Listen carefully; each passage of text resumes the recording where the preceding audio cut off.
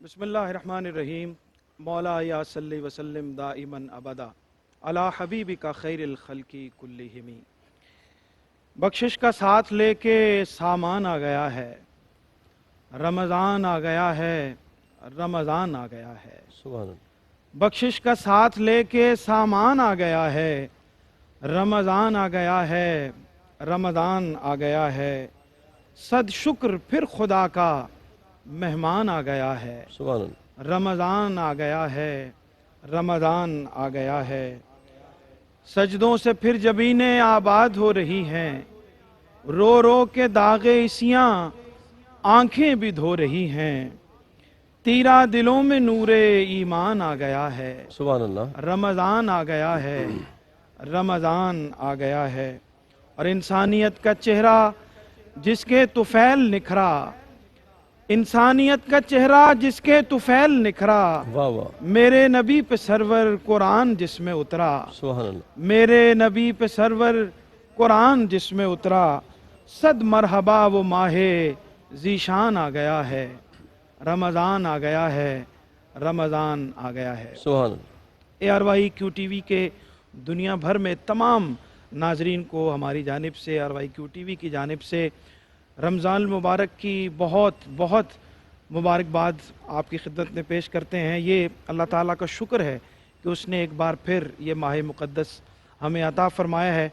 और ये वो महीना है जिसका पहला हिस्सा रहमत है, दूसरा हिस्सा मग़फ़िरत है और तीसरा हिस्सा जहन्नुम की आग से आज़ादी का है। इस वक्त जो पूरी इंसानियत जिस कर्ब में, जिस दुख में, जिस तकलीफ़ में मुब्तला है, और ये इस वक्त जो लम्हे अल्लाह ने हमें इस माह मुबारक के अता फ़रमाए हैं, सुभान अल्लाह। इसमें हमें उसके हुजूर और ज़्यादा झुकने की ज़रूरत है, उसके कुर्ब की और ज़्यादा हमें हाजत है, उसके साथ वाबस्ता और पैवस्ता होने की और ज़्यादा ज़रूरत है। और अल्लाह ताला ने हमें ये मौका अता फ़रमाया है कि तकलीफ़ के, मुसीबत के, मुश्किल के इस मरहले में अपना वो महीना अता फ़रमाया है जिसमें अल्लाह ने वो रात भी रखी है कि जो 1000 महीनों से अफजल है।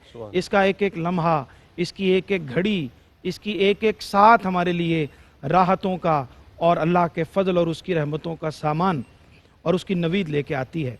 तो हमें इन घड़ियों को ज़्यादा से ज़्यादा रुजू इल्लाह की कोशिश करने के लिए, उसके साथ जुड़ने के लिए और इनसे इस्तिफ़ादा करने के लिए, उससे ज़्यादा करीब होने के लिए इन घड़ियों को इस्तिफ़ादा करने की ज़रूरत है। अल्लाह हमें इसकी तौफ़ीक अता फ़रमाए। और शान रमज़ान ARY QTV की ये खुसूसी ट्रांसमिशन और दाता की नगरी लाहौर से नेमत अफ्तार का ये ऐसा सेगमेंट जिसको आप हमेशा पसंद करते हैं, और हमारी ARY QTV की जो कंटेंट की टीम है वो हर बार कोई ना कोई एक ऐसा मौजू आपके लिए मुंतखब करती है और लेके आती है जिससे हमें भी सीखने का मौका मिलता है। और यकीनन ARY QTV के दुनिया भर में जो नाजरीन इसके साथ जुड़े हुए हैं उनको इससे बहुत कुछ सीखने का मौका मिलता है। इस बार भी जो हमारा मौजू है वो इस्लाम और कुरान है। कुरान करीम का इस माह मुबारक के साथ जो ताल्लुक़ है वो यकीनन आप उलमा से, हमारे इस चैनल से सुनते रहते हैं, आप जानते हैं। और उस हवाले से हम मुख्तलिफ़ मौज़ूआत का बड़ी मेहनत से हमारी टीम जब इंतखाब करती है, और इस्लाम और कुरान के ताल्लुक़ से इंसान का क्या ताल्लुक़ है, और कुरान करीम जो किताब हिदायत है और इंसान की हिदायत और रहनुमाई के तमाम तर पहलू उसके अंदर मौजूद हैं, उन तमाम पहलुओं से कुछ पहलू हम इंशाअल्लाह आपकी मोती इस महीने में पेश करेंगे इस मौजू की मुनासबत से। और आज का जो हमारा मौजू है वो कुरान और तसव्वुर बंदगी। अल्लामा ने क्या खूब कहा था कि मताए बेबहा है दर्द सोज़े आरजू मंदी, मताए बेबहा है दर्द सोज़े आरजू मंदी, मकामे बंदगी देकर न लूँ शान खुदाबंदी। तो मकाम बंदगी ऐसी इंसान की अज़मत की अलामत है, इसकी जो बेचारगी और बेबसी है, इसका जो अपने अल्लाह के हुजूर झुक जाना और अपनी आजी और इनकिसारी का इजहार करना, अपनी बेबसी और लाचारगी का एहसास अपने दिल में पैदा कर लेना, यही इसकी अज़मत और इसकी शऊर की और इसकी मोहब्बत की और इसकी अज़मत की अलामत है। इंशाअल्लाह इस पे हम आज इसके मौजू के हवाले से बात करेंगे। मेरे साथ रोज़ाना मौजूद होंगे मेरे साथी मेज़बान, اور ہمیشہ آپ ان کو ایئر وائی کیو ٹی وی کے پروگراموں میں سنتے ہیں دیکھتے ہیں. جناب قاری محمد یونس قادری صاحب تشریف فرما ہیں. السلام علیکم جناب. وعلیکم السلام سرور رمضان بھائی، مبارک بہت کی آپ شکریہ کو بھی جی. آپ مبارک. کو بھی مبارک ہو جی اور سرور کیا بھائی. فرماتے ہیں نعمت افطار؟ ناظرین کرام، الحمدللہ ہمیشہ کی طرح میرے انتہائی محترم سینئر ساتھی جناب عزت ماما الحاج سرور حسین نقشبندی صاحب، جن سے میں بہت کچھ سیکھتا رہتا ہوں، میرے ساتھ ہوتے ہیں اور الحمدللہ نعمت افطار کے اس بابرکت پروگرام میں ہم حاضر ہیں. میں سب سے پہلے سرور بھائی کی جانب سے، اپنی جانب سے اور اے آر وائی فیملی کی جانب سے، خاص طور پہ مشفق و مہربان قبلہ حاجی عبدالرؤف صاحب کی جانب سے، محترم عامر فیاضی صاحب کی جانب سے، اور میں میرے کیمرے کی آنکھ کے پیچھے یہاں اس سیٹ پر جتنے بھی قبلہ ظہیر بھائی کے ساتھ جتنے بھی میرے حضور کے غلام جلوہ فرما ہیں جو محنت کر رہے ہیں، سب کی جانب سے تمام امت مسلمہ کو میں رمضان کی آمد پر مبارکباد پیش کرتا ہوں.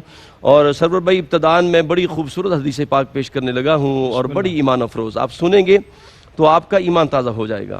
حضرت انس بن مالک رضی اللہ تعالیٰ عنہ سے مروی ہے، یہ وہ صحابی ہیں جنہیں 10 سال میرے آقا کی خدمت کرنے کا اعزاز عطا ہوا. 10 سال ناظرین سبحان کرام، اللہ. دربار مصطفیٰ سجا ہوا ہے اور میرے کریم آقا علیہ السلام فرماتے ہیں، میرے غلاموں تمہیں پتہ ہے کہ تم کس کا استقبال کر رہے ہو، کون تمہارا استقبال کر رہا سبحان ہے. اللہ. سبحان ماذا تستقبلون ماذا یستقبلکم، تم کس کا استقبال کر رہے ہو اور کون تمہارا استقبال کر رہا ہے. ناظرین کرام، جب یہ بات ہوئی نا تو عمر فاروق رضی اللہ تعالیٰ عنہ مراد مصطفیٰ بھی دربار مصطفیٰ میں حاضر تھے. عرض کی پیارے آقا، میرے ماں باپ قربان ہو جائیں، کیا اللہ کی کوئی وحی آ رہی ہے، کلام الہی نازل ہونے والا ہے؟ کریم آقا نے فرمایا نہیں عمر، ایسی بات نہیں ہے، وحی نازل نہیں ہونے والی، کچھ اور بات ہے. عرض کی آقا، کیا دشمن کے ساتھ مڈبیر ہونے والی ہے، جہاد کا حکم آنے والا ہے؟ کریم آقا نے فرمایا نہیں عمر، ایسی بات بھی نہیں ہے. عرض کی آقا پھر بتا دینا کیا ہے، کون استقبال ہمارا کر رہا ہے، ہم کس کا استقبال کر رہے ہیں؟ تو قربان جاؤں، کریم آقا نے فرمایا اے عمر، تم خوشبخت ہو غلامان مصطفیٰ، رمضان تمہارا استقبال کر رہا ہے اور تم رمضان کا استقبال کر رہے ہو. اور ناظرین کرام، یہاں ایک خاص جملہ جو ہے بڑا قابل توجہ ہے، وہ یہ ہے، کریم آقا نے فرمایا اس کی پہلی شب تمام اہل قبلہ کی بخشش کا اعلان ہو جاتا ہے. اور انشاءاللہ مہمانوں کی جانب بڑھتے ہیں. میں چاہوں گا پہلے ہمارے درمیان عظیم شخصیت جلوہ فرما ہے سرور بھائی، اور ہم ان سے حمد باری تعالیٰ سے ہم آغاز کریں گے. وہ کہتے ہیں نا، تیرا بندہ تیری توصیف و ثنا کرتا ہے، تیرا بندہ تیری توصیف و ثنا کرتا ہے، میرا ہر سانس تیرا شکر ادا کرتا ہے. اور سرور بھائی، مہمانوں کا تعارف بھی ہم کرا دیں. ہماری خوش بختی ہے ہمارے درمیان بہت عظیم ہستی، میری دائیں جانب بہت بڑی شخصیت حضور فیض عالم حضرت داتا گنج بخش علی حجویری رحمت اللہ تعالی علیہ کے محراب و منبر کی زینت A R Y Q T V کی زینت ہے. قرآن و حدیث ہم ان سے سیکھتے رہتے ہیں. جناب انتہائی محترم عظیم مذہبی اسکالر جناب قبلہ مفتی محمد رمضان سیالوی صاحب جلوہ فرما ہے. السلام علیکم ورحمۃ اللہ وبرکاتہ. مفتی صاحب خوش آمدید کہتے ہیں جی آپ کو. اور میری بائیں جانب بہت بڑی علمی، روحانی، مذہبی اسکالر شخصیت، طریقت اور شریعت کا ایک بہت بڑا نام، الحمدللہ جن سے ہم بہت کچھ سیکھتے ہیں، انتہائی معتبر ہستی صوفی باصفا جناب قبلہ حضرت قبلہ پیر خواجہ غلام قطب الدین فریدی صاحب ہمارے درمیان جلوہ فرمائے. السلام علیکم ورحمۃ اللہ وبرکاتہ. خیر صاحب آپ کو بھی خوش آمدید کہتے ہیں جی. سرور بھائی، حمد باری تعالیٰ بحضور.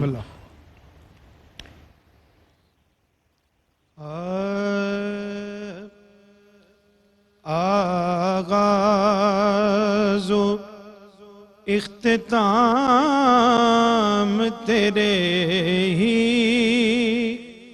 سپرد ہیں، آغاز و اختتام تیرے ہی سپرد ہیں، میرے ہیں جتنے کام تیرے ہی سپرد ہیں، مولا میرے ہیں جتنے کام تیرے ہی سپرد ہیں، सांसों की बंसरी हो या धड़कनों की लय,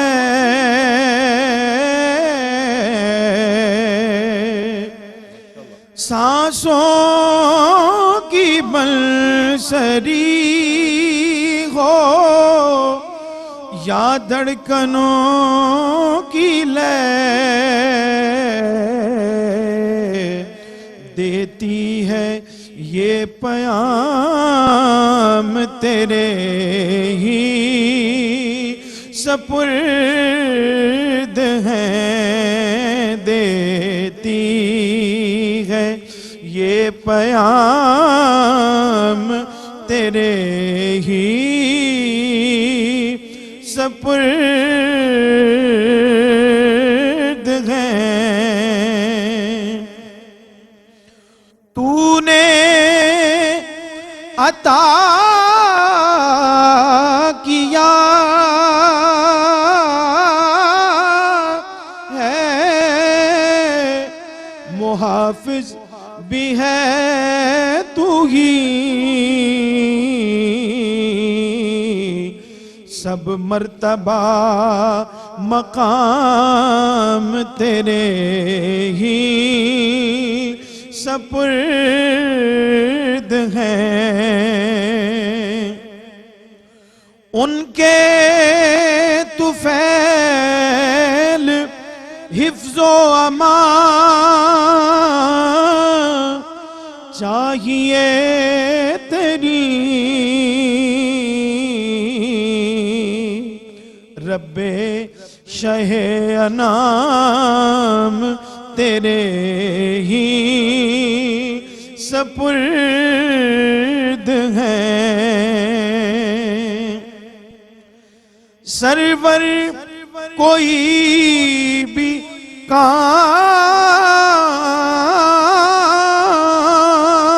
अब रुकता नहीं मेरा, है विरद सुबह शाम तेरे ही सपुर्द हैं। मेरे हैं जितने काम तेरे ही सपुर्द हैं। क्या बात है, क्या कहने माशाल्लाह। मेरे इंतहाई महबूब साथी अलहाज सरवर हुसैन नक्शबंदी साहब से आप कलाम शायर बाज़ुबान शायर सुन रहे थे, माशाल्लाह बहुत खूबसूरत। किबला सरवर भाई आपकी इजाज़त से सवाल करना चाहूँगा। हमारे दरमियान किबला मुफ्ती साहब जलवा फरमा है और आज हमारा जो मौजू है किबला मुफ्ती साहब वो कुरान और तसव्वुर बंदगी है। और सूरह ज़ारियात के अंदर रब्बे कायनात ने ज़िक्र किया कि वमा खलक़तुल जिन्न वल इंसा इल्ला लियाबुदून, कि हमने जिन्नो इंस को इसलिए पैदा किया है कि वो अल्लाह की बंदगी करें। तो हम कुरान और तसव्वुर बंदगी के हवाले से मैं चाहता हूँ इसको ज़रा आप खोलिएगा कि इंसान की तख्लीक का जो मकसद है बंदगी का, इस पर कुछ फूल अता फरमाइएगा। बिस्मिल्लाहिर्रहमानिर्रहीम। अपनी जानिब से मुबारकबाद पेश करते हुए इस दुआ के साथ कि इन मुश्किल हालात में इस माह रमज़ान की बरकतें अल्लाह रब्बुल इज़्ज़त हमें ज़्यादा से ज़्यादा लूटने की तौफ़ीक़ अता फ़रमाए, आमीन, और खैर के दरवाज़ों को कुशादा फ़रमाए, आमीन। मौजू हमेशा की तरह अल्हम्दुलिल्लाह कुरान मजीद जो किताब हिदायत है उसी को बुनियाद बनाया गया है। देखें, हम अपनी उर्दू ज़ुबान में जो तर्जुमा कर रहे हैं बंदगी जी, और जिसका टाइटल है इबादत। ठीक।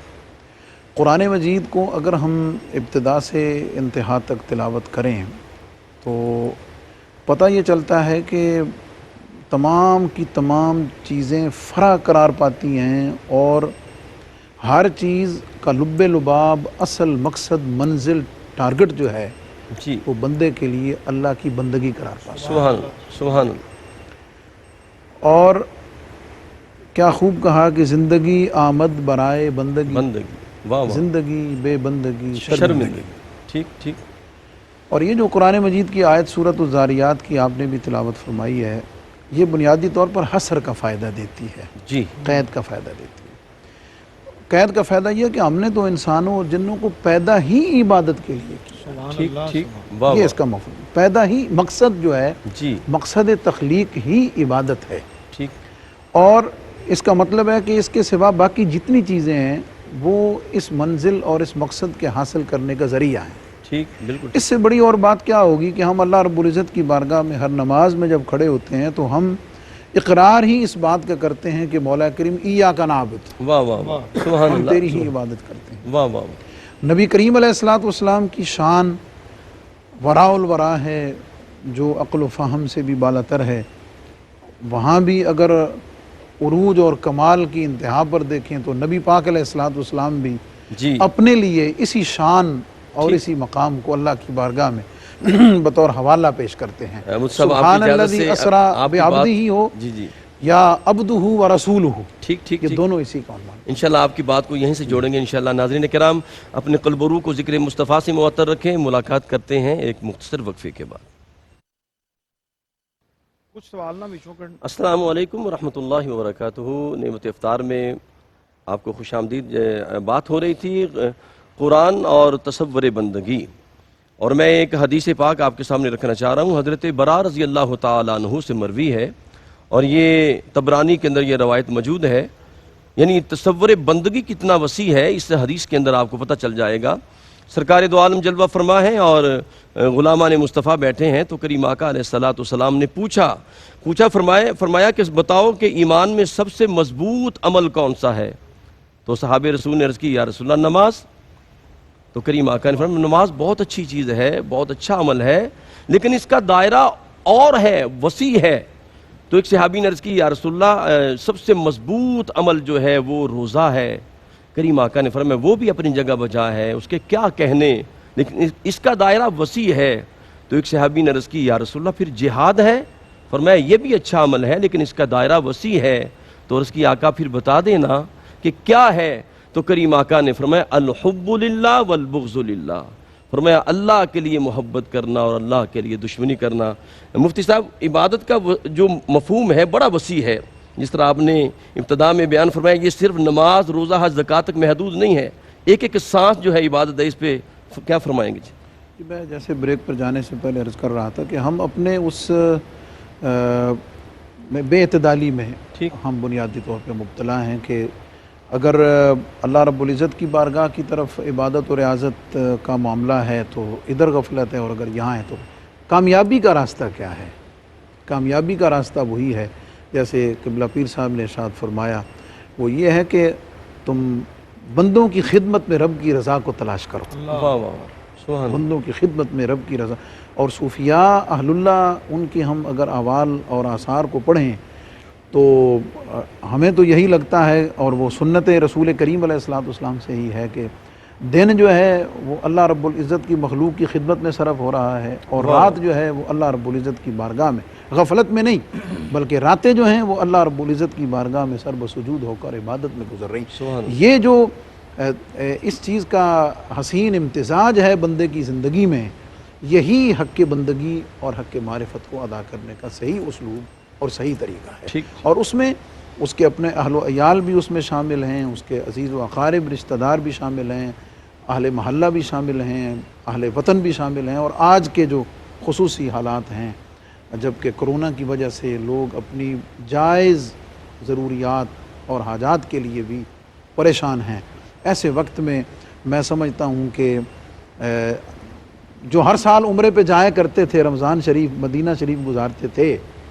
اللہ تعالیٰ کی توفیق دی ہوئے رزق میں سے، ان کے لیے دعوت ہے کہ وہ جتنا بجٹ ان کا عمرے کے لیے تھا، واہ واہ، جو انہوں نے رکھا ہوا تھا، جی، اس رمضان میں ذرا وہی بجٹ نکالیں، کسی اور کام میں نہ لگائیں، اور اللہ کی مخلوق کی خدمت کے لیے ڈھونڈ کے ان کی عزت نفس کی حفاظت کرتے ہوئے ان کے گھر میں پہنچائیں۔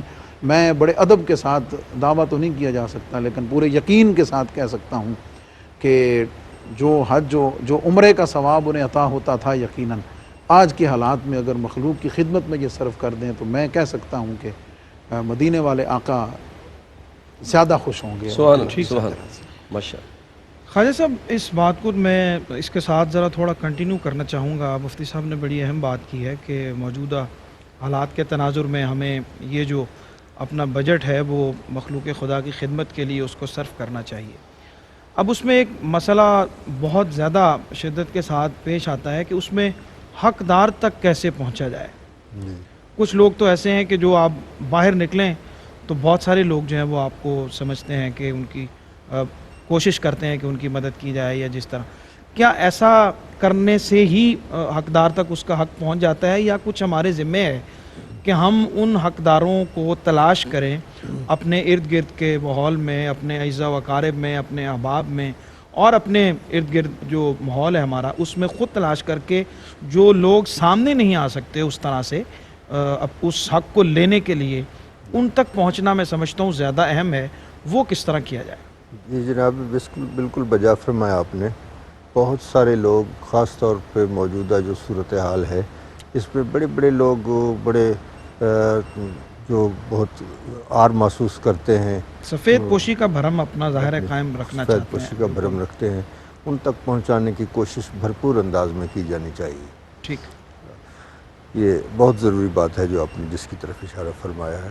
لیکن ایک بات یہ بھی ہے کہ یہ بھی پڑھنے میں آیا ہے کہ جو مستحق ہے اس کو بھی دو, جو نہیں ہے اس اگر وہ مانگتا ہے تو اس کو بھی دو. ٹھیک, اس لیے کہ وہ جب دینے والا دے گا نا تو وہ بھی دے گا جس کے تم مستحق ہو, وہ بھی دے گا جس کے تم مستحق نہیں. ٹھیک, وہ دینے والا بھی پھر اسی طرح سے دے گا.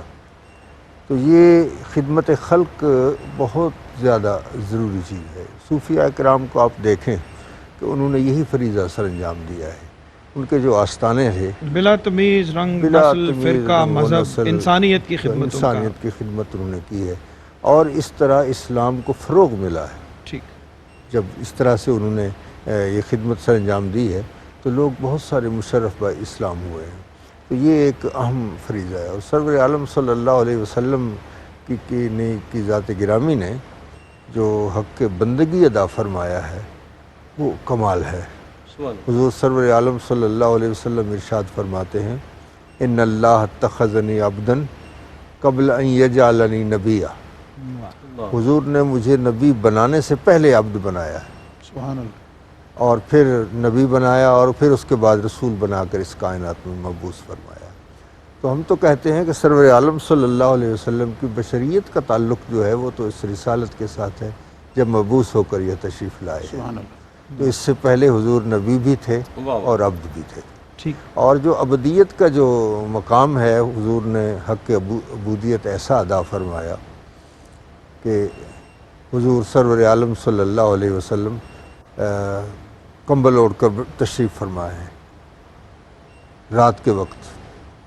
تو قرآن مجید جو نازل ہوتا ہے وہ حضور کے اداؤں پر نازل ہوتا ہے. یہ ایک ادا تھی کہ حضور کمبل اوڑھ کر تشریف فرمائے ہیں, اس پہ نازل فرمایا یا ایھا المزمل. سبحان اللہ, یہ ایک ادا پر ہے. سبحان اللہ. اور پھر فرمایا بیٹھے ہوئے اتنے خوبصورت لگ رہے ہیں, آپ اگر کھڑے ہو جائیں تو پھر کیسے لگیں گے. فرمایا قم اللیل, ذرا رات میں کھڑے ہو جائے, میں کھڑے ہونے والی ادا دیکھنا چاہتا ہوں. سبحان اللہ. پھر ایسے کھڑے ہوئے حتیٰ تورمت قدمہ ہو, حضور کے قدم مبارک متورم ہو گئے.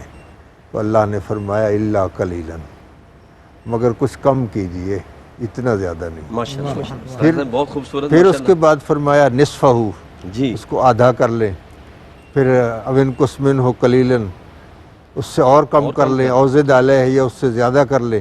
پھر فرمایا ورتل القرآن ترتیلا, اور قرآن مجید کی تلاوت فرمائیے. یہ آپ کا خاموش رہنا اتنا خوبصورت ہے, جب آپ بولیں گے تو پھر کیسا ہوگا. ایک لکھ ڈے سے دیں دیں 2 لکھ ڈے سا ایک واری بول. یہ حقوق حق عبودیت سرور عالم صلی اللہ علیہ وسلم نے ادا فرمایا. ناظرین کرام, حضور قبلہ خواجہ صاحب کی بہت خوبصورت گفتگو, اور دیکھیں میرے آقا کی بندگی, اور اتنا اللہ کی بارگاہ میں پاؤں متورم ہو جاتے, اور ام المومن سیدہ عائشہ صدیقہ عرض کرتی یا رسول اللہ آپ اتنا کیوں اللہ کی بارگاہ میں آپ کے پاؤں سوج جاتے ہیں. تو آپ فرمایا کرتے تھے افلا اکون عبدا شکورا, کیا میں اللہ کا شکر گزار بندہ نہ بنوں. اور یہاں نعت کی جانب بڑھنا ہے, اور ایک بڑی خوبصورت بات, بڑی ہی خوبصورت بات خاندان رسالت سے پیش کر رہا ہوں کہ بندگی کا مفہوم کتنا وسیع ہے.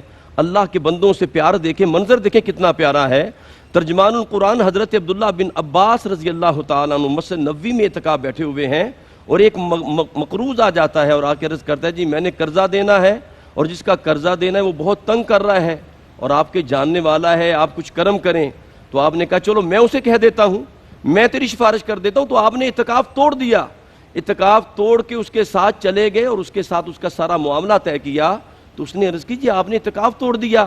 فرمایا میں نے کریم آقا سے سنا تھا کہ اگر کسی بندے کی آپ مدد کریں اور اس کے لیے چل پڑیں تو فرمایا 10,000 اعتکاف کا ثواب رب عطا فرماتا ہے. سرور بھائی ہماری خوشبختی آپ ہمارے ساتھ ہوتے ہیں, اور رب کائنات نے آپ کو ذکر مصطفیٰ کے لیے چنا ہوا ہے. سرکار کے ذکر سے ہمارے قلوب کو معطر فرمائیں. بسم اللہ.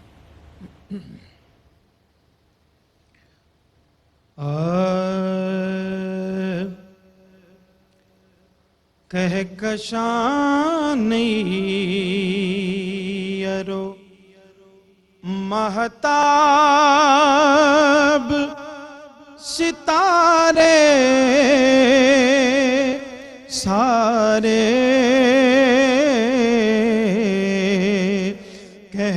کہکشان یرو مہتاب ستارے سارے گنبد خضرا گنبد خضرا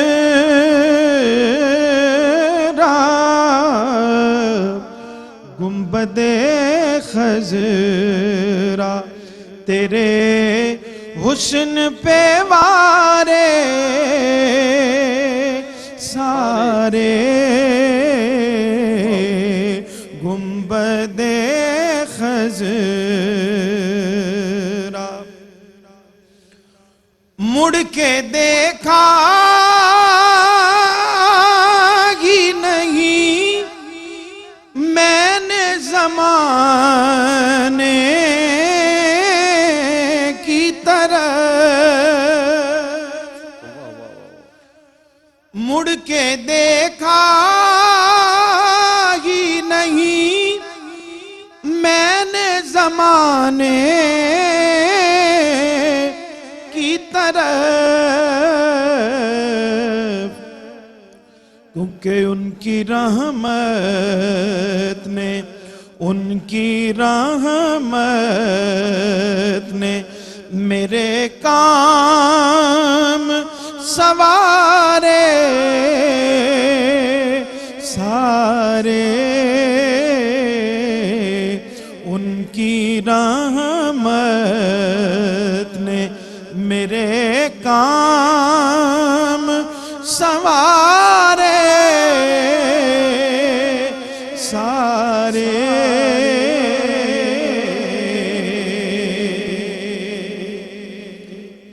یا نبی کہنے کا مفہوم کھلے گا اس دن, یا نبی کہنے کا مفہوم کھلے گا اس دن. حشر میں آئیں گے حشر میں آئیں گے حشر میں آئیں گے جب ان کے دوارے سارے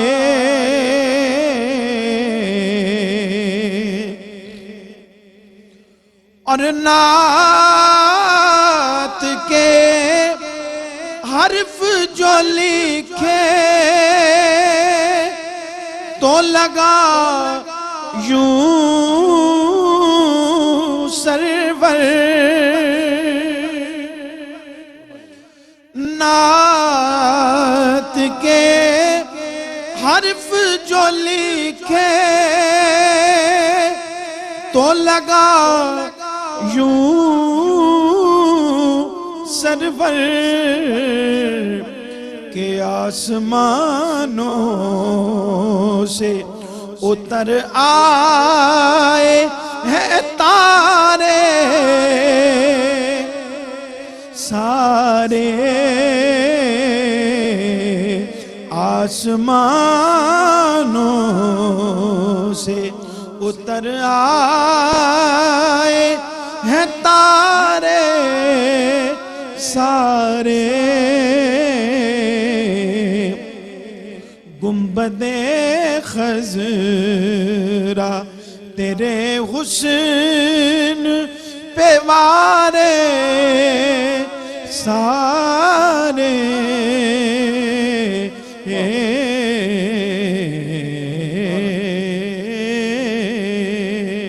ماشاءاللہ ماشاءاللہ سرور بھائی بہت شکریہ، اللہ آپ کو جزا دے۔ ناظرین کرام اپنے قلب و روح کو ذکر مصطفیٰ سے معطر رکھیں، ملاقات کرتے ہیں ایک مختصر وقفے کے بعد۔ السلام علیکم ورحمۃ اللہ وبرکاتہ۔ نعمت افطار میں پھر آپ کو خوش آمدید کہتے ہیں اور تصور بندگی پہ ہم بات کر رہے ہیں۔ ہمارے ساتھ قبلہ مفتی صاحب بھی جلوہ فرما ہیں، قبلہ خواجہ صاحب کی خوبصورت گفتگو ہم سن رہے ہیں۔ مفتی صاحب کی جانب بڑھنا ہے۔ مفتی صاحب ہم دیکھتے ہیں کہ ایک بندہ نماز بھی پڑھ رہا ہے، روزہ بھی رکھ رہا ہے، حج بھی کر رہا ہے، زکوٰۃ بھی دے رہا ہے، لیکن اس کے اندر جو برائیاں ہیں وہ موجود ہیں۔ یعنی ان الصلاۃ تنہی عن الفحشاء والمنکر، قرآن نے تو کہا کہ نماز تو برائی کو دور کرتی ہے، لیکن اس کے باوجود اس کے اندر یہ خرافات موجود ہیں، اس پہ کیا کہیں گے؟ مفتی صاحب سوال کے جواب سے پہلے میں چاہوں گا کہ آپ جو ہم گفتگو کر رہے تھے حالات کے تناظر میں، وہ بھی چونکہ بندگی کا، عبادت کا حصہ ہے اور مستحق تک پہنچنے کی وہ میں سمجھتا ہوں کہ وہ ضرور میسیج ضرور میں دونوں پر مختصر عرض کرتا ہوں۔ دیکھیں جی، جو ہم خرچ کرتے ہیں نا جی مال، وہ بنیادی طور پر دو طرح کا ہے۔ ٹھیک، ایک ہے فرض، صحیح صدقات واجبہ فرض، جیسا کہ منت والا ہے یا زکوٰۃ ہے۔ صحیح، اس کے لیے شرعی حکم یہ ہے کہ مستحق کو تلاش کر کے، تحقیق و تفتیش کر کے پھر دیں، بالکل ٹھیک، کیونکہ اس کے لیے شرط ہے، زکوٰۃ کے لیے اور صدقات واجبہ کے لیے یہ شرط ہے ٹھیک کہ وہ ادا ہی اس وقت ہوگا جب مستحق کو پہنچے گا، ٹھیک، اس کے لیے تو ضروری ہے۔ لیکن ہم جو روٹین میں جیسے گاڑی میں جا رہے ہیں، چلتے ہوئے کسی کو کچھ دے دیا، یہ راشن دے دیا، اس طرح کی چیزیں، یہ صدقات نافلہ میں سے ہیں۔ ٹھیک، تو مخیر حضرات جو صاحبان نصاب ہیں، پہلی بات تو یہ ہے کہ وہ ان دونوں چیزوں کو الگ رکھیں۔ ٹھیک ہے، زکوٰۃ بڑی کو، امپورٹنٹ بات ہے، صحیح، زکوٰۃ جو فرض ہے اس کو، اور باقی صدقات جو نوافلہ ہیں، نافلہ ہیں، ان کو وہ الگ رکھیں۔ ٹھیک، تن آسانی میں نہ پڑیں، تن آسانی میں نہ پڑیں، تھوڑا حق کی بندگی ہے نا جی، حق بالکل کی ٹھیک۔ بندگی کا مطلب ہی یہ ہے کہ اس میں کوشش اور جد و جہد ہے، بالکل حق ٹھیک، تک پہنچنا ہے۔ بالکل ٹھیک، تو جو مستحق کو تلاش کر کے دی جائے، اور اگر کہیں شک ہے کہ یہ غیر مستحق کو بھی پہنچ جائے گی تو پھر اس میں زکوٰۃ کے پیسے شامل نہ کریں۔ جیسا کہ ابھی راشن تقسیم کرتے ہوئے میں نے بہت سارے احباب کو دیکھا کہ انہوں نے یہ راشن جو ہے وہ زکوٰۃ سے تقسیم نہیں کیا، ٹھیک، دوسرے مال سے تقسیم کیا، تاکہ مستحق کو، غیر مستحق کوئی بھی ہے تو وہ ان کی طرف سے بھی ادا ہو جائے صحیح، اور لینے والے کو بھی مشکل نہ ہو واہ، اور ٹھیک، وہ کسی کو نہ۔ صحیح، اور جو نوافل صدقات ہیں اس کے لیے کوئی پابندی نہیں ہے، وہ آپ یعنی جیسے پیر صاحب نے ارشاد فرمایا کہ وہ اگرچہ فی نفس ہی اپنے حال کے مطابق وہ مستحق نہیں ہے، لیکن اس نے اپنا ہاتھ پھیلا کر اپنے آپ کو مستحق ڈکلیئر کر دیا۔ ٹھیک، اب اس کا معاملہ اس کے اور اللہ کے سپرد ہے۔ صحیح، اس پر بڑی دلچسپ بات ہے، وہ یہ ہے کہ دو دوست گاڑی میں جا رہے تھے تو جیسے اشارے پہ رکے تو کسی مستحق نے کہا تو اس نے دے دیا 150 جو بھی تھا، تو برابر میں بیٹھے ہوئے نے کہا کہ تمہیں پتہ کر کے مستحق کو دینا چاہیے۔ تو اس نے جواب دیا، دوست نے، دینے والے نے، کہ مجھے یہ بتاؤ کہ اللہ نے ہمیں جو دیا ہوا ہے ہم اس کے مستحق ہیں؟ واہ واہ مفتی صاحب، واہ، جب اس نے دیتے ہوئے ہمیں نہیں ہمارا دیکھا، استحقاق ہمارا نہیں دیکھا۔ استحقاق کو نہیں دیکھا، تو اگر اس کی رضا کے لیے کسی غیر مستحق کو بھی چلا ٹھیک، جائے گا تو اس کے دیے ہوئے میں سے جا رہا ہے۔ صحیح، تو یہ تھوڑی اس کی تفصیل اور اس کی اسپرٹ ہے جس کو سمجھنا ضروری۔ دوسرا سوال جو قاری صاحب نے ارشاد فرمایا، حق بندگی، اور کیا تھا جناب؟ اور سوال یہ تھا مفتی سے کہ بندہ نماز بھی پڑھ رہا ہے، ہاں، روزہ بھی رکھ رہا دیکھیں اس میں میں بڑی ٹو دا پوائنٹ بات کروں گا۔ قرآن مجید کی صداقت لا ریب فیہ، اس میں تو کوئی شک نہیں، ٹھیک اللہ کا اعلان ہے کہ نماز بے حیائی اور برے کاموں سے روکتی ہے، روکتی ہے. یہ نص قطعی ہے.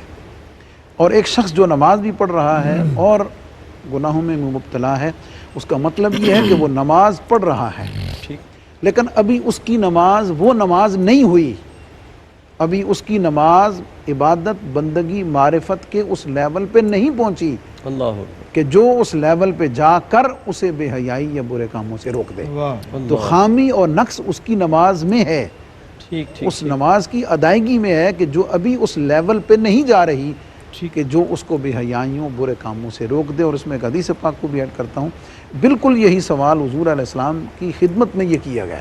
صحیح. ایک صحابی نے عرض کی یا رسول اللہ صلی اللہ علیہ وسلم فلاں شخص ہے کہ جو نماز بھی پڑھتا ہے اور گناہوں میں بھی مبتلا ہے، تو سرکار دو جہاں صلی اللہ علیہ وسلم نے فرمایا کہ اسے چاہیے کہ نماز پڑھتا رہے، ٹھیک اسے چاہیے کہ نماز پڑھتا رہے، ایک نہ ایک دن نماز اس کو گناہوں سے ضرور روک دے. صحیح. بہت شکریہ. بہت شکریہ. ٹھیک.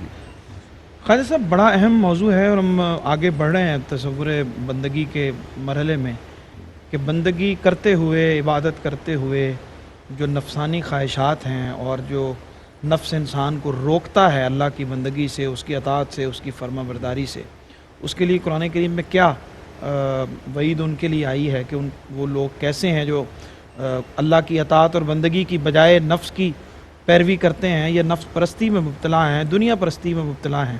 اس حوالے سے کچھ بتائیے کہ اس سے کیسے بچا جا سکتا ہے. صوفیہ کا تو ایک خاص موضوع ہے.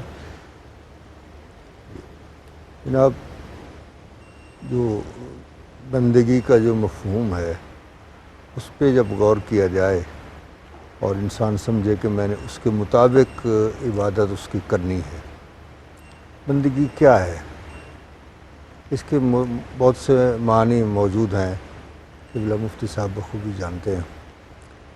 ایک معنی یہ ہے کہ عبودیت کس کو کہتے ہیں؟ عبودیت ایک راستے کا نام ہے، جس راستے پہ چل چل کے نا اس کو بالکل پامال کر دیا جائے، واہ واہ واہ. واہ واہ. سبحان. یہ ہے عبودیت. کثرت آمد و رفت سے. کثرت سے آمد و پامال ہو جائے. واہ واہ واہ. تو عبودیت یہی ہے کہ انسان اپنے آپ کو اس ذات کے سامنے اس راستے کی طرح سمجھ لے ٹھیک. کہ جس کو پامال کر دیا گیا ہے، اس کے اندر کوئی چیز باقی نہیں رہی. یہ ہے عبودیت. تو جس طرح آپ سمجھ جانتے ہیں، وہ شعر ہے کہ وہ ہزار حسن چمن سہی جو کھلے ہوئے ہیں روش روش، واہ واہ واہ. مگر ان گلوں کا جواب کیا جو قدم قدم پہ کچل گئے. تو جو اس راستے میں جنہوں نے اپنے آپ کو مٹا دیا ہے، اصل عبودیت تو وہی ہے. ٹھیک. اور جب انسان مکمل طور پہ مٹ جاتا ہے تو پھر کوئی چیز اس طرح کی اس پہ باقی نہیں رہتی. تو اصل عبودیت کا حق یہی ہے کہ آپ اپنے آپ کو اس کی ذات کے سامنے مٹا دیں. اور اس سب چیزوں کا تعلق اس کے دل کے ساتھ ہے. حضور سرور عالم صلی اللہ علیہ وسلم نے فرمایا کہ دل جو ہے یہ ایک حوض کی طرح ہے. اس کے اندر جس طرح کا پانی ہوگا، آپ جو ٹوٹی بھی اس کی کھولیں گے اس میں سے اسی طرح کا پانی آئے گا. تو اذا صلحت الجسد کلہ، جب وہ جسم وہ صحیح ہو جائے تو سارا جسم صحیح ہوتا ہے. اذا فسدت الجسد کلہ، جب وہ اس میں فساد پیدا ہو جائے تو سارے جسم میں فساد پیدا ہو جاتا ہے. تو اصل بات یہ ہے کہ دل کی صفائی ہونی چاہیے. اللہ تعالیٰ اس کی صفائی کی توفیق عطا فرمائے.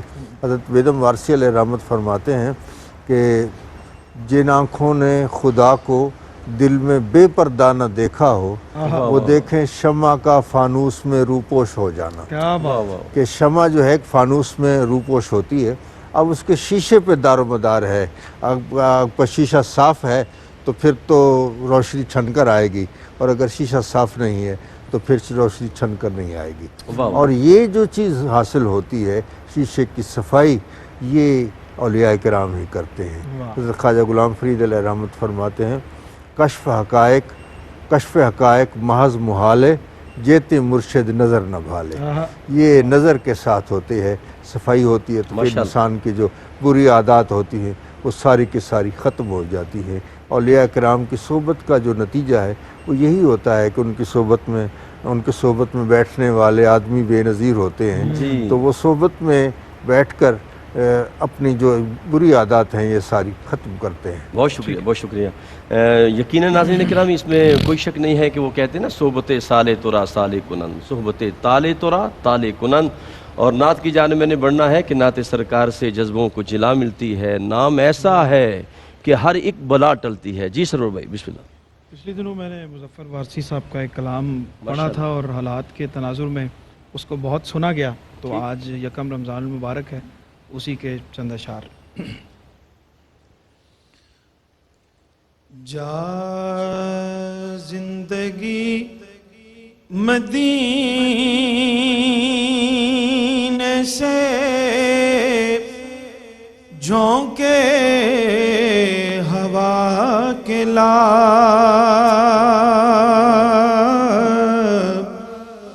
جا زندگی مدینے سے جھونکے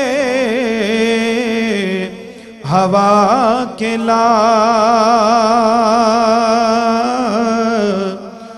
شاید حضور ہم سے خفا ہیں منا کے لا،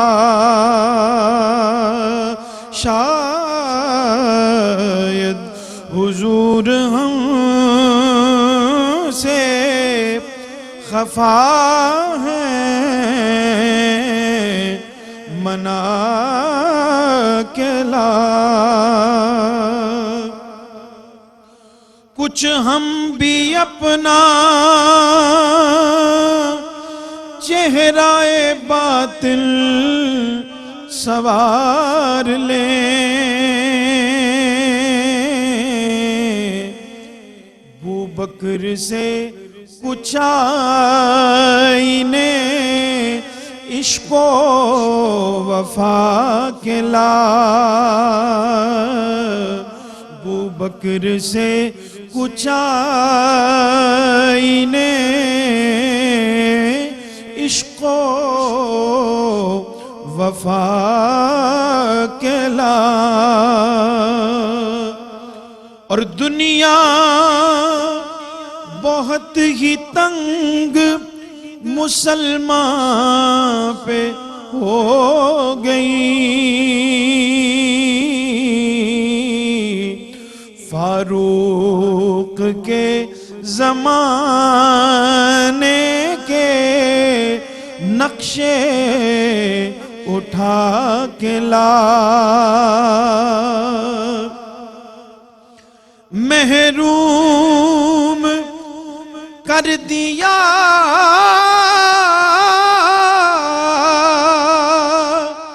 ہمیں جس سے نگاہ نے، عثمان سے وہ زاویے شرم و حیا کے لا، اور مغرب میں مارا نہ پھر اے گدائے علم، مغرب میں مارا نہ پھر اے گدائے علم، دروازہ علی سے دروازہ علی سے یہ خیرات جا کے لا، جا زندگی مدینے سے جھونکے ہوا کے لا۔ واہ واہ واہ، ماشاءاللہ ماشاءاللہ سرور بھائی، اللہ آپ کو جزا دے۔ ناظرین کرام، دلوں کو ذکر مصطفیٰ سے معطر رکھیں، انشاءاللہ ملاقات کرتے ہیں ایک مختصر وقفے کے بعد۔ السلام علیکم ورحمۃ اللہ وبرکاتہ. ناظرین کرام، نعمت افطار میں پھر آپ کو خوش آمدید کہتے ہیں، اور ہمارے ساتھ جلوہ فرما ہیں قبلہ مفتی صاحب اور قبلہ پیر صاحب. مفتی صاحب، آپ کی بارگاہ میں حاضر ہو رہا ہوں جی سوال کے لے کر، اور سوال یہ ہے کہ حدیث رسول ہے یاتی زمان یصلون ولا یصلون، کہ لوگوں پر ایک ایسا زمانہ آنے والا ہے کہ جامع مسجد میں نماز پڑھیں گے، نماز کسی کی نہیں ہوگی. وہ اسلاف کی نمازیں ہیں، جس طرح اذان ہوتی تھی تو حضرت علی کرم اللہ وجہ الکریم کا چہرہ متغیر ہو جاتا، تو لوگ کہتے جی کیا ہوا، تو آپ فرمایا کرتے تھے احکم الحاکمین کی بارگاہ میں پیشی کا وقت ہے. تو کیا کہیں گے اس پہ؟ کہ جس طرح انسان کی پوری زندگی اور اس کا جو لب لباب اور خلاصہ بندگی اور معرفت ہے، اسی طرح اس بندگی اور معرفت کا جو لب لباب خلاصہ اور روح ہے وہ خشوع و خضوع ہے. ٹھیک ہے، ٹھیک. کہ اس بندگی کا جو لطف ہے، اس کا جو سرور ہے، اور جو قلبی اطمینان ہے، اور وہ یہ کہ انسان اللہ کے سامنے کھڑا ہوا حقیقتاً اپنے آپ کو اللہ کی بارگاہ میں موجود پائے، واہ واہ. یا مسجد سے خارج وہ کسی بھی اپنے ایکٹ میں، کسی بھی اپنے عمل میں، کسی بھی کام میں اللہ رب العزت کی محبت، اس کی معرفت، اس کی بندگی، اس کی اطاعت کے جذبوں سے سرشار ہو کر اپنی زندگی کا ہر عمل اور اپنی زندگی کا ہر قدم اٹھا رہا ہو. ٹھیک. اس کی روح جو اصل ہے وہ خشوع و خضوع ہے. بالکل. اچھا، خشوع و خضوع ایک خاص لفظ ہیں، اس پر تفصیلی بات ہو سکتی ہے، لیکن میں سادے لفظوں میں ناظرین تک اگر یہ پہنچاؤں گا، وہ یہ ہے کہ جب عبادت تیری ذاتی خواہشات، تیری ذاتی تمناؤں سے نکل کر صرف رب کے لیے ہو جائے گی، جی. اس کا مطلب ہے کہ تو نے اس کی روح کو پا لیا ہے. واہ واہ. اور اگر بیہائنڈ دا سین کسی بھی جگہ کوئی اللہ کی رضا کے سوا، ٹھیک. اللہ کی رضا کے سوا اگر کوئی اور مقصد، یہاں تک کہ جنت کی طلب اور دوزخ کا ڈر بھی اگر موجود ہے، تو اہل اللہ صوفیاء فرماتے ہیں کہ وہ ابھی اس کمال بندگی اور حق بندگی کو نہیں پا سکے. اللہ. تو اب ظاہر ہے ایک بڑا مقام ہے، ایک بڑی اعلیٰ منزل ہے جو ہر ایک کے لیے اس تک پہنچنا ممکن نہیں ہے. لیکن جیسے ابتدا میں نے عرض کی ہے کہ آپ پہلا قدم اٹھائیں گے تو ہی منزل کی طرف بڑھیں گے. ٹھیک. آپ اس کا آغاز کریں گے، گھر سے نکلیں گے، یا گھر میں آج کے حالات میں ان پابندیوں کو سامنے رکھتے ہوئے اپنے بستر سے اٹھ کر کام کاج کو چھوڑ کر گھر میں ہی مصلی بچھا کر اس قدم کو، جسم کو اٹھا کر رب کی بارگاہ میں لائیں گے، جھکائیں گے. واہ واہ. ابتدا میں نیت آپ کی کچھ بھی ہو، مقصد آپ کا کچھ بھی ہو، آپ شروع تو کریں، ٹھیک. آپ آغاز تو کریں. جب آپ آغاز کر دیں گے تو انشاءاللہ العزیز اس کی برکتوں سے جوں آپ آگے بڑھیں گے، عمر کے ساتھ، کیفیات کے ساتھ، احوال کے ساتھ، وقت کے ساتھ، ماحول کے ساتھ، آپ اس کی برکتیں اور اس کی چاشنی کو حاصل کرتے چلے جائیں گے. اور جتنا پھر آپ اس میں آگے بڑھیں گے، جیسے ہر چیز کا ایک لطف ہے، ایک مزہ ہے، ایک نشہ ہے، ٹھیک. کہ جو اس کے اندر مبتلا ہے وہ پھر اسی میں مگن ہے. تو میں تو یہ کہا کرتا ہوں کہ تو اپنے آپ کو اس چیز کا، بندگی کا خوگر بنا لے، شروع کر دے. پھر ہو سکتا ہی نہیں، یقیناً ہے کہ تجھے الارم لگانے کی ضرورت نہیں پڑے گی. تیرا بدن خود جو ہے، واہ تیرا واہ جسم اور تیرے حواس جو ہیں وہ خود تجھے الرٹ کریں گے کہ اٹھ بھائی، اب میری روح کی غذا کا وقت آ گیا ہے. جیسے بھوک لگے تو جسم اس کی تمنا کر کے احساس دلاتا ہے. جب تو اللہ کی بارگاہ میں اپنے آپ کو اس عبادت کا خوگر اور عادی بنا لے گا تو تیری روح اور تیرا جسم خود اس کی تمنا کرے گا.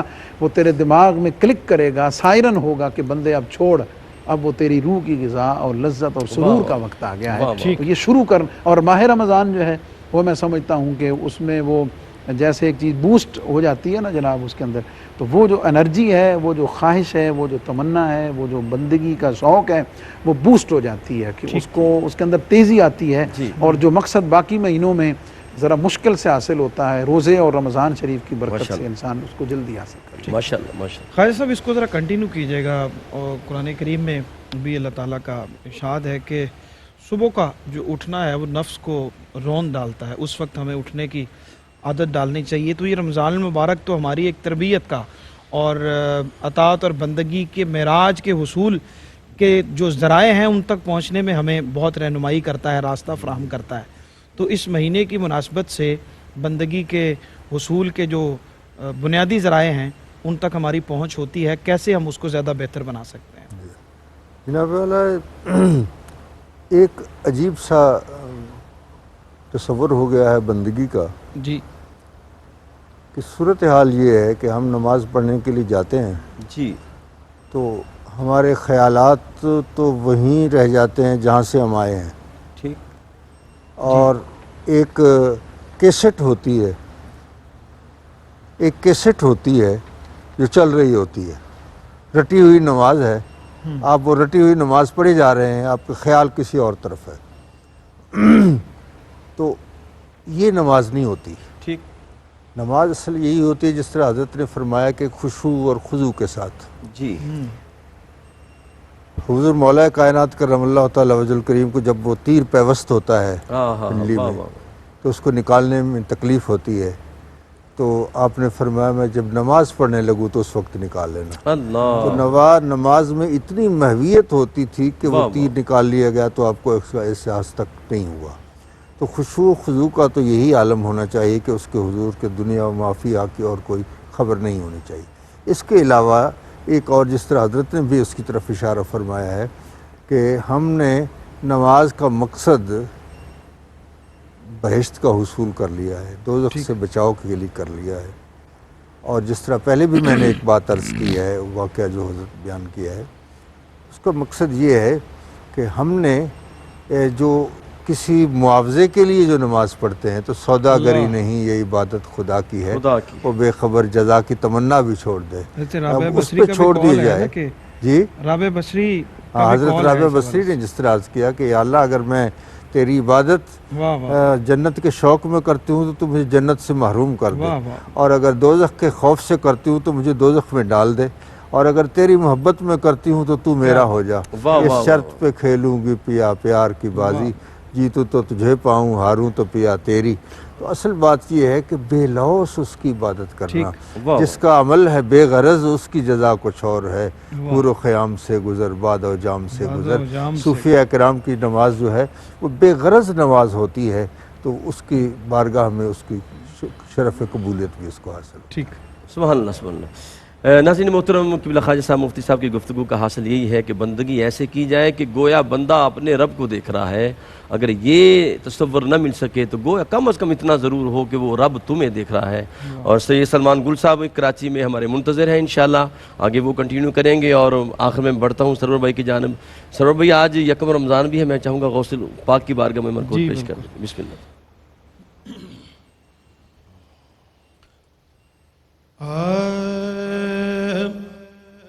یہ نسبت تاج سلطانی یا غوث العظم جیلانی یا غوث العظم جیلانی،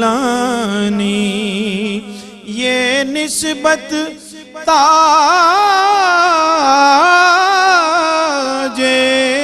سلطانی یا غوث العظم جیلانی حاصل ہے آپ کی دربانی، حاصل ہے آپ کی دربانی یا غوث العظم جیلانی یا غوث العظم جیلانی۔ نبیوں میں جیسے سب سے جدا ہے شان مدینے والے کی، نبیوں میں جیسے سب سے جدا ہے شان مدینے والے کی، ولیوں میں آپ ہیں لاسانی یا غوث العظم جیلانی، ولیوں میں आप हैं लासानी या गौसल आज़म जीलानी। और राई का हथेली पर दाना यूं आपके आगे है दुनिया। राई का हथेली पर दाना यूं आपके आगे है दुनिया। क्या शान है कुतबे रब्बानी या गौसल आज़म जीलानी या गौसल आज़म।